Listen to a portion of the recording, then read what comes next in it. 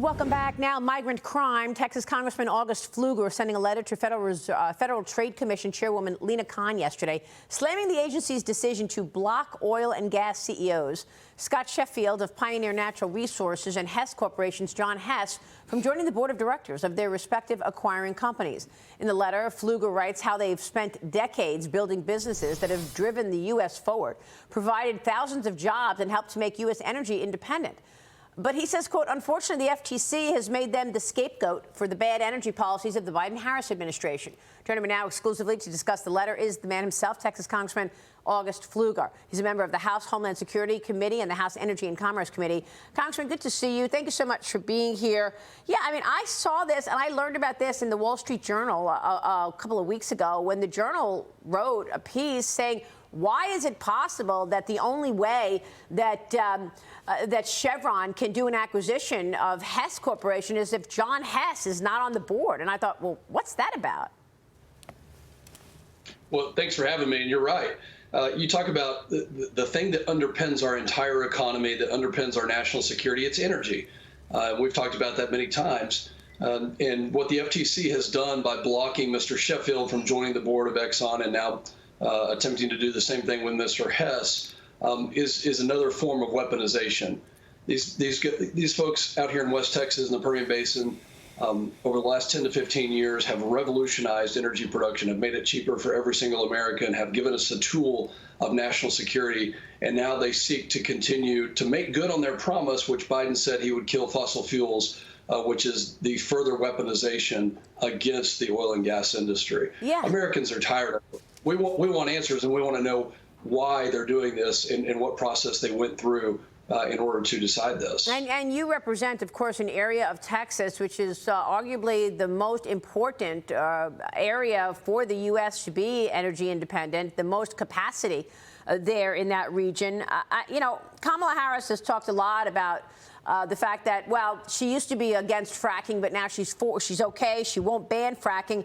But the truth is that any administration can put a damper on oil production in their country from many things, not just fracking. I mean, you can slow oil and gas production through lease policy, through pipeline regulations, LNG plant licensing, and all that. So, I mean, is she being genuine when she says, oh, I won't ban fracking? I mean, does that give you a sense that she's actually going to promote oil production?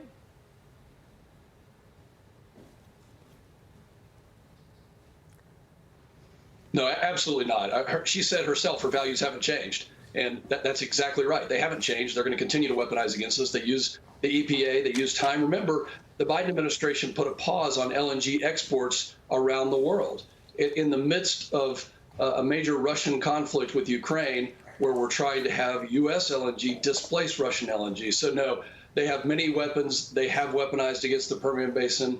And this is the reason that House Republicans have led on issues like H.R. 1. We understand how important energy security is. The Permian Basin, which I represent, plays a major role in this industry and throughout the country. We're going to continue to push back against this administration for weaponizing against the industry. Yeah, and I know President Trump has said, look, tapping into America's energy capacity is not just an economic issue, but a national security issue, so that the United States does not have to depend on adversaries for oil, like Russia or Iran.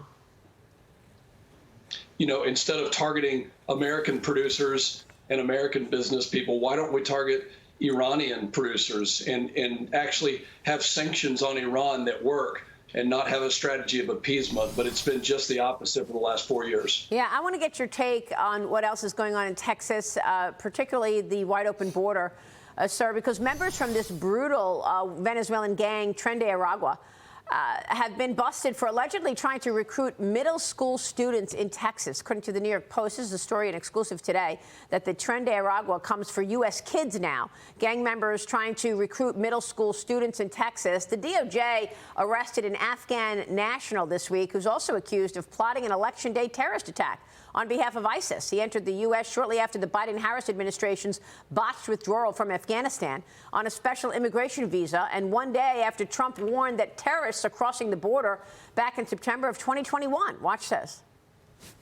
The country has never been more unsafe. We have people pouring in through our southern border, which everyone's forgetting about right now because of the travesty of Afghanistan. Congressman, your thoughts on this Tren De Aragua. What are you seeing on the ground there?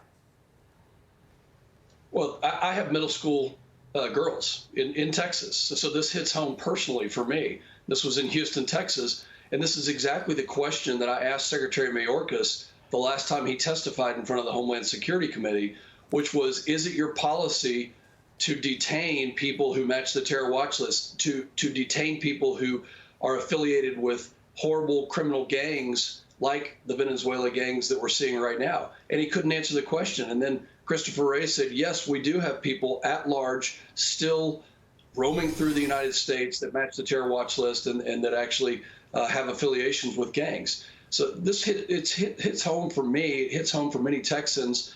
But you just have to ask yourself, Maria, who do you want leading the country and actually protecting us from these violent criminal organizations? Because they've let in 10 million people, many of whom are affiliated with these gangs, making our streets more unsafe than they ever have been. And the answer is certainly not Kamala Harris. It's Donald Trump. Well, let me get your take on all of this, because, you know, the response to the hurricanes, many people, even people on the ground in North Carolina, said that, what are we going to do with $750? I mean, I'm getting no help from this administration. And from that to the money that is almost out of FEMA, because Alejandro Mayorkas told us that FEMA will not be able to make it through the hurricane season. It's out of money. So the administration is now on this tear about misinformation. They claim that, you know, it's misinformation that they were slow in the hurricanes. It's misinformation that they used FEMA money for illegals. But we know that Karine Jean-Pierre walked us through the use of FEMA money for illegals 2 years ago. Watch this. FEMA regional administrators have been meeting with city officials on site to coordinate available federal support from FEMA and other federal agencies. Funding is also available through FEMA's emergency food and shelter program to eligible local governments and non-for-profit organizations upon request to support humanitarian relief for migrants. We'll continue to do what we can as a federal government to support these cities as we rebuild our asylum processing system after it was gutted by the Trump administration.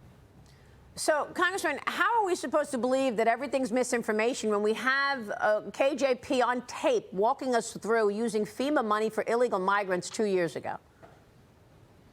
Maria, it's just complete nonsense. They've done everything they can from day one. Remember, they reversed every single Trump-era policy on immigration on day one with executive orders. They reversed the building of the wall. They reversed Remain in Mexico. They reversed all of it. So it's complete nonsense. Anytime we have congressional oversight or questions into what the administration is doing, now they're labeling it as misinformation.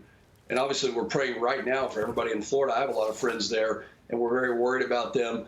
But the situation right now is that we want to know that we can trust the government, that we have a government who is responsive, that is on time, that's going to provide the help that we need. It's not misinformation to ask those questions. And if they have valid answers, that's fine. But they have used FEMA for illegal immigrants. They have given benefits to non-citizens. They have done that in the past, as she just said. And that is what Americans are so upset about. We want to know that that money is going to go to U.S. citizens in need for Hurricane Helene and now for Hurricane Milton, not for the 10 million people that they have let in because of their policies. Yeah, and I just wonder why Alejandro Mayorkas told us that FEMA was running out of money if now they're all backtracking on it. I mean, he's the Secretary of Homeland Security.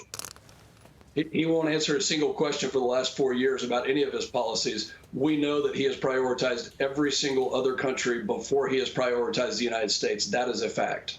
All right, Congressman, we'll be watching your work. Thanks very much for being here this morning. August Pfluger this morning in Texas. Stay with us. We'll be right back.